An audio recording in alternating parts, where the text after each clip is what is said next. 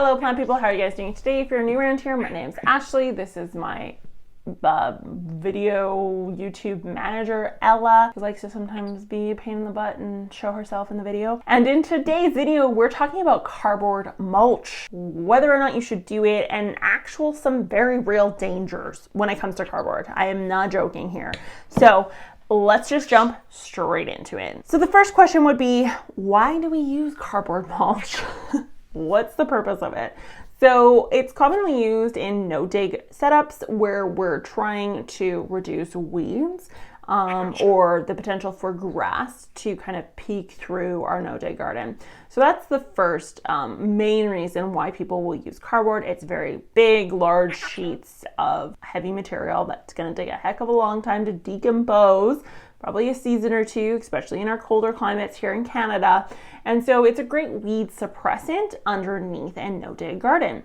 It also can be used for the lanes to walk between, which obviously is nice because it's going to suppress the weeds while simultaneously keeping your shoes nice and clean.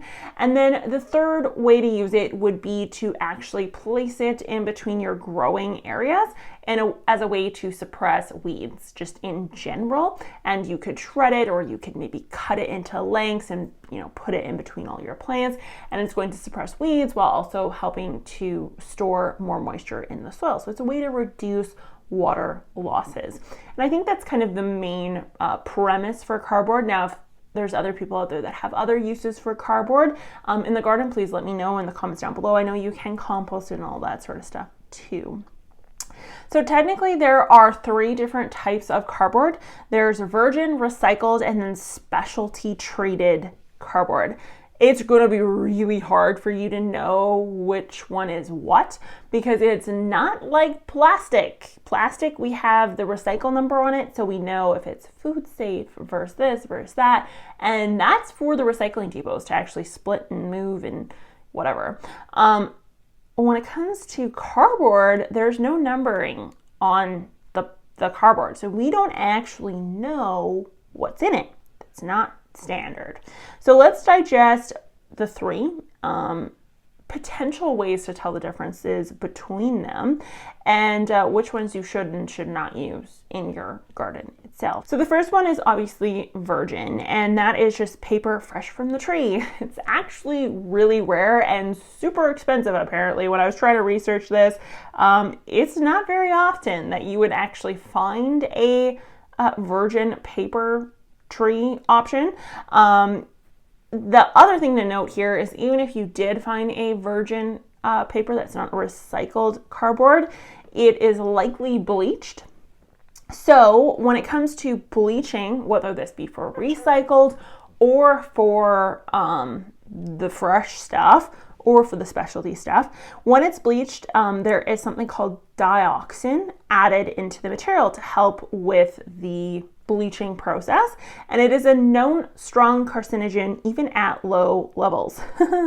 So this product is very commonly found in diapers, sanitary napkins, coffee filters, toilet paper, writing paper, and even milk cartons. Isn't that wonderful? So many of these products are recycled. Obviously, they are consumed from tomato. Now, the FDA says that your coffee and your milk doesn't have enough dioxane in it to hurt you. It doesn't leach that much. So that's good to know.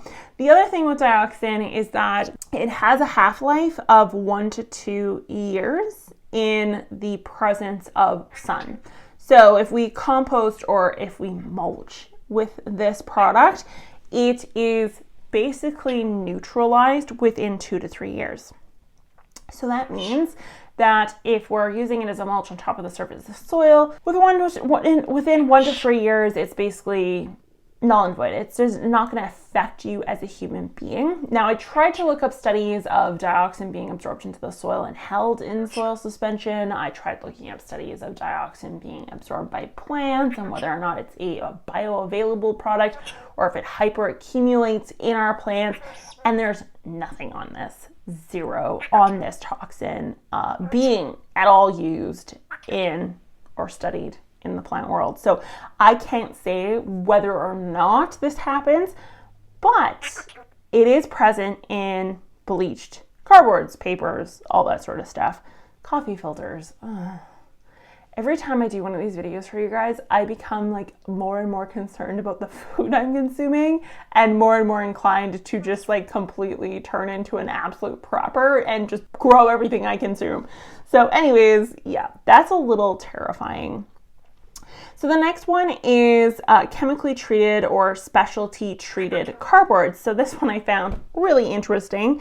So cardboards have fire retardants, waxes, and sometimes anti-static products added to them. Fun fact, pizza boxes or fast food containers and cardboard had anti-grease type waxes in them, which were mandated to be removed by the FDA, meaning Agriculture, Agri-Foods Canada. I don't know, is this still in our pizza boxes in Canada? I couldn't figure this out because I immediately tripped my way over to that section of the internet and I couldn't find anything. But they've been discontinued since 2016. The FDA stopped it because it was toxic what was in the cardboard boxes that they were packaging pizza in. Like, oh my God.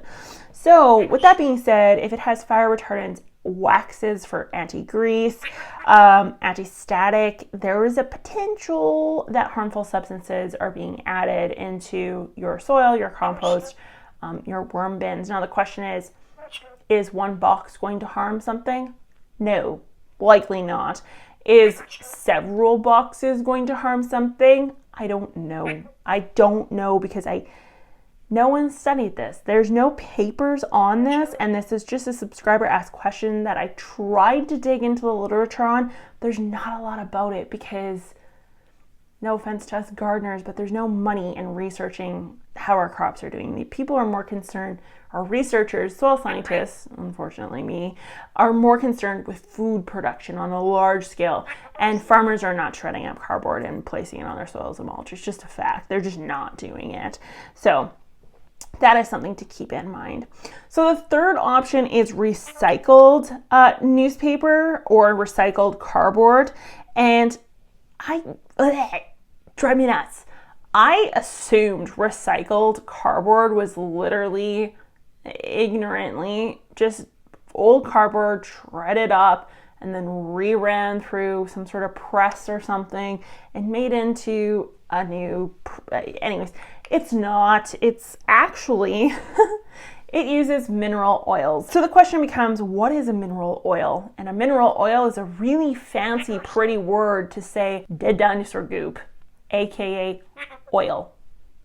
That's like, it's carbon, it's oil. It's literally oil you get out of the ground. So mineral oils, beautiful name for them. I'm just gonna start saying that. Instead of saying I have a sign on the back of my Jeep that says ran by dead dinosaurs, I'm just gonna switch out that label and say ran with mineral oil, so I feel bougie is what it comes down to. So the next question becomes, if we know that mineral oils are used in recycled cardboard, is what do the mineral oils do to the soil? And the answer to that question is, first off, it can lead to soil degradation. In particular, it reduces the water holding capacity of the soil. And this makes sense because if we mixed canola oil or any sort of oil, coconut oil, in a potting soil mixture and then we applied water to it, it would be hydrophobic in a sense. So the water wouldn't penetrate fully. It may miss entire sections of it,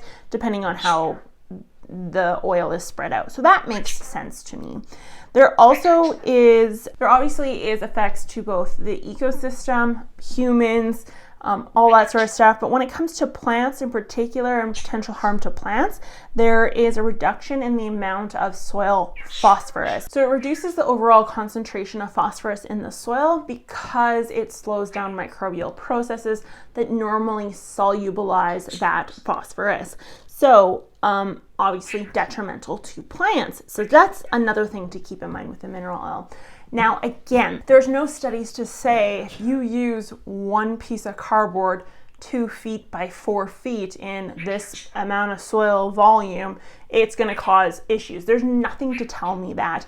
So I don't know. Honestly, I have no idea if this is detrimentally bad to your soil or to your plants, or if it works. My common sense or my hypothesis, and I always like to say this whenever I'm discussing this sort of stuff and I can't rely on scientific journals or I can't pop the journal up here and show it to you, I like to say my hypothesis or my educated guesstimate as to what's going on here, because my guesstimate or my hypothesis doesn't mean anything. It means as much as your regular plant influencer saying, this is what I try at home and it works for me. Like, it just doesn't hold any weight. My word holds no weight. But my hypothesis here is that it's likely fine. The reason why I say that is because there is people all over the world using cardboard. They use it in the no-dig system. They use it as mulches.